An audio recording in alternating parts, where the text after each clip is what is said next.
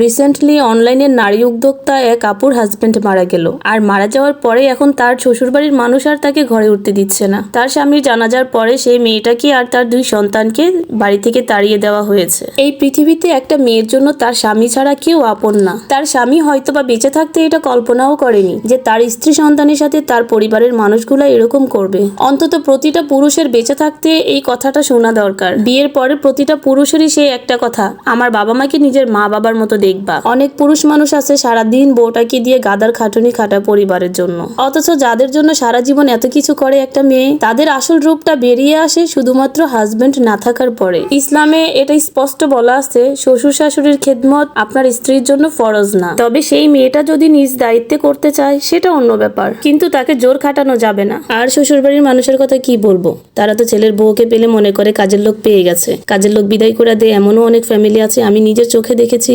ছেলেকে বিয়ে করানোর পরে তাদের বাড়ির কাজের লোককে বিদায় করে দিয়েছে। কিন্তু অনেক বাবা মা আছে, তারা একটু চিন্তা করা দরকার যে আমাদের মেয়েটা যখন অন্য জায়গাতে ভালো আছে, তাহলে আমরা অন্যের একটা মেয়েকে ভালো রাখি। অন্যের মেয়েটাকে ভালো রাখলে আমাদের ছেলেটা ভালো থাকবে, ফ্যামিলিটা সুন্দর থাকবে, মানে এই চিন্তাটা করে না। শ্বশুরবাড়ির মানুষ সবসময় চিন্তা করে নেগেটিভ চিন্তা ভাবনা, সারাদিন বউটাকে কিভাবে খাটানো যায়, সারাদিন কিভাবে ছোট করে কথা বলা যায়, কিভাবে বাবার বাড়ি নিয়ে খোটা দেওয়া যায়। যে সমস্ত শ্বশুর শাশুড়িরা ছেলের বউকে কষ্ট দেন, তাদের অবশ্যই এটা বোঝা উচিত যে বৃদ্ধ বয়সে ওই ছেলের বউয়ের কাছে আপনার থাকতে হবে।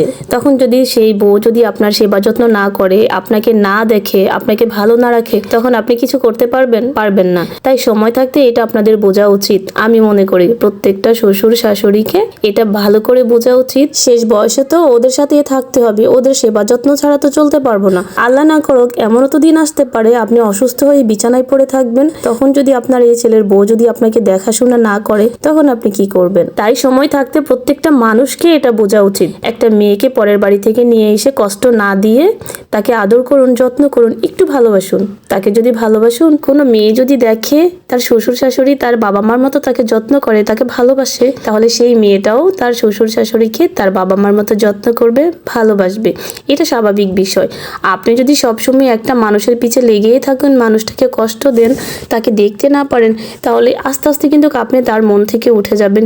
এটা স্বাভাবিক। তাই প্রত্যেকটা শ্বশুর এবং শাশুড়ির শ্বশুরবাড়ির মানুষদের উচিত ছেলের বউকে ভালো রাখা। আর একটা ছেলে যখন দেখবে তার বাবা মা তার বউকে অনেক আদর করে, অনেক ভালোবাসে, অনেক ভালো রেখেছে, তখন সেই বাবা মার প্রতি ওই সন্তানের শ্রদ্ধা, ভালোবাসা সবকিছুই বেড়ে যাবে। তাই সময় থাকতে ছেলের বউকে ভালোবাসুন, ছেলেকে ভালো রাখুন, ফ্যামিলিটাকে সুন্দর করে রাখুন। ভিডিওটা আজকে এখানেই শেষ করলাম। যদি আমার ভিডিওটা আপনাদের কাছে ভালো লেগে থাকে, অবশ্যই লাইক করবেন, কমেন্ট করবেন, শেয়ার করবেন।